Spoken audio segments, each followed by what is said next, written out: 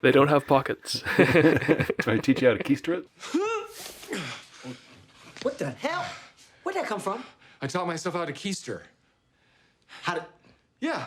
keister up the keister?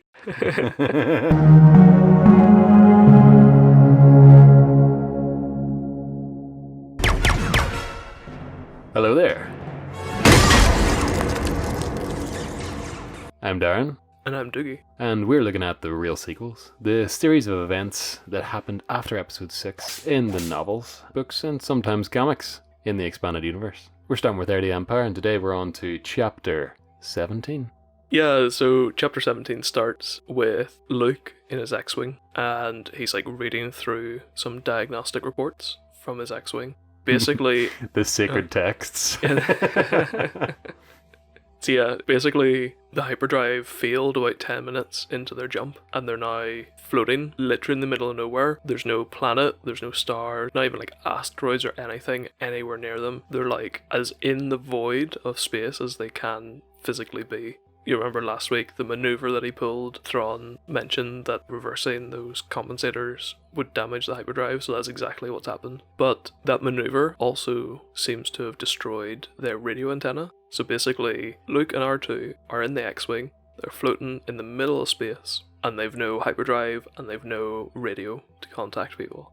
So Luke, he's trying to like remain positive and not give in to fear, because obviously fear leads to the dark side, you know. So, he's like, that's it, I'm going to a cave. Yeah. Screw this. I'm going to live as a hermit. Yeah. But yeah, he's like sitting thinking to himself, stay calm, don't lose your cool, because if I do that, I won't be able to think, and I can't afford to not think clearly right now. So he's chatting away to R2, and he's basically saying, well, we have 2 hyperdrives there. We might be able to scrabble together like one working hyperdrive from the 2. So Luke gets into his like spacesuit and goes outside and starts working away, and about 2 hours later he gets the port side hyperdrive motivator, he gets it out, and he realizes that the case, it's covered in like tiny cracks and stuff, and so that means that it's basically useless. So Luke is like, if the other one's case isn't cracked, then we still might be okay. So he works his way around to the starboard side, and he shimmies his way in and has a look at the case for that hyperdrive motivator, but it's also covered in cracks and basically destroyed. So... oh, gotta get a drink. Where are you going, Master? For a drink. So yeah, as Luke is hanging in space beside his X-Wing, this strange feeling of like falling that you get whenever you're floating in 0G, it's reminding him of Cloud City in episode 5 whenever he's hanging underneath Cloud City, and so he tries to reach out to Leia. He obviously thinking about Cloud City reminds him of how he reached out to Leia then. So here, hanging in the middle of space, he reaches out to Leia, but he doesn't get any response. You know, he's hundreds of light years away. So he goes back into the cockpit and he starts reading through the diagnostic for the radio, and looking at it, he sees that the core of the radio seems to be intact, but there's like 10 kilometers of superconducting wire wrapped around the core, and that's been damaged. So basically Luke is thinking, if he can scavenge 10 kilometers of superconducting wire from somewhere else in the X-Wing, then that might be enough for them to repair the radio, and then they can send out a distress call. So Luke tells this to R2, and he says, R2, you're going to have to do this, because I need to go into hibernation again to conserve the life support system. So Luke helps R2 get set up, and then R2 starts working away, and then Luke goes into hibernation. And so the chapter cuts to Leia on the Lady Luck. She wakes up hearing Luke call out her name, and so she's like looking about her, you know, thinking what's going on, what's wrong, but then she remembers where she is and how far away Luke is, and she thinks, oh, Luke's like hundreds of light years away, it must just be a dream. Then Leia gets up and gets ready, and as she's walking into the cockpit, Chewie is bringing them in to land on Kashyyyk, and you see the rusher trees poking up through the clouds in the atmosphere, and Chewie is like diving down through these cloud layers, and they come to a city that's suspended in the trees, and they come in to land at this city. They're greeted by 2 Wookies.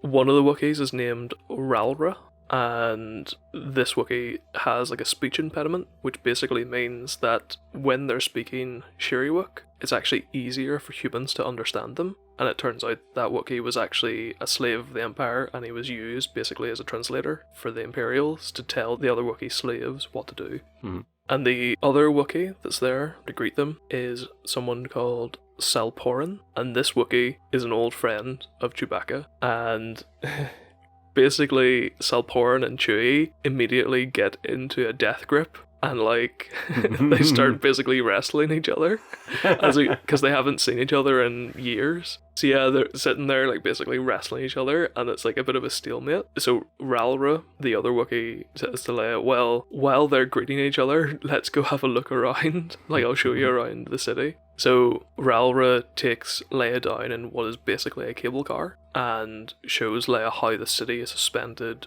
by just branches. And Ralra even points out the cable car that they're riding in, it's using vines. And Leia has a brief moment of like, what? You know, what? But Ralra's like, no, these vines, they're actually stronger than Durasteel. You know, they can resist being shot by a blaster and everything, so they're really, really strong. And so they make their way back up to the landing pad. And they meet back up with Chewie and Salporin, and they start making their way towards Salporin's house because that's where they've arranged to keep Leia. And as they're driving through the city, Leia sees a grey-skinned alien face in the window of one of the houses on the outskirts. Obviously, as soon as she sees that, she pulls out her blaster and calls out for Chewie and tells him, I saw one of those aliens in that house. So Chewie, being the guy he is, shoots in the door. Ralra and Salporin rush in with knives drawn from, like, apparently nowhere. Yeah, I don't want to know where they were hiding those knives, because as everyone knows, Wookiees don't wear clothes. So, they don't have pockets. Trying to teach you how to keister it? What the hell? Where'd that come from? I taught myself how to keister.